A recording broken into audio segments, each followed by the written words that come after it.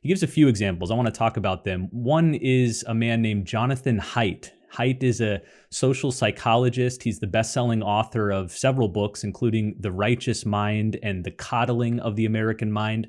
But it was while researching his book called The Happiness Hypothesis that Haidt came to appreciate the Bible as, in his own words, among the richest repositories of psychological wisdom ever assembled. He said this, "I was a standard American scientific atheist Jew. I was not predisposed to like religion.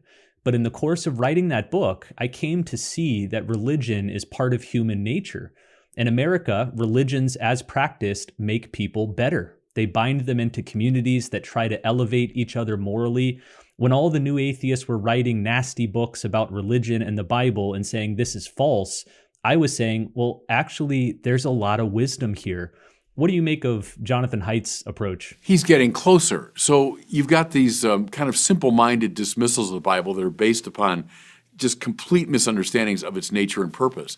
Now with someone like Haidt, you're getting closer to it. So he's nowhere near what we would call, the revelation of God and understanding the purposes of God and salvation history and all that. But he is indeed seeing what's there to be seen. The Bible does contain, as he says, accumulated wisdom in regard to life and human relationships and psychological development. The church fathers would have seen this as one of the senses of Scripture. They call the tropological or the moral sense. We today might say the ethical sense or the psychological sense of the Bible, that you can look at the great stories of Jonah or Noah or Abraham or Moses, and you can distill from them a great deal of wisdom about human nature, the human mind, human relationships.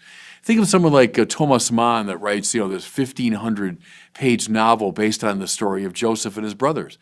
Well, there's a 20th century novelist deeply attuned to the psychological dimension and finding all of this richness in the Bible. Good, it's there to be found. And you're getting closer now to reading the literature properly, because I think it does to some degree fit in that genre of psychology, of humanism, of even spirituality in a broad sense. I think someone approaching Christianity, not ready for the high-octane stuff yet, but can still sense, some perennial spiritual themes. Sure, all that's there. And he's getting into the courtyard of the Gentiles, if you want to put it that way. He's not just throwing rocks at the temple. He's gotten into the temple and has seen things are there to be seen. I would now say to him, well, keep coming, keep going. You'll find out more and more about the Bible.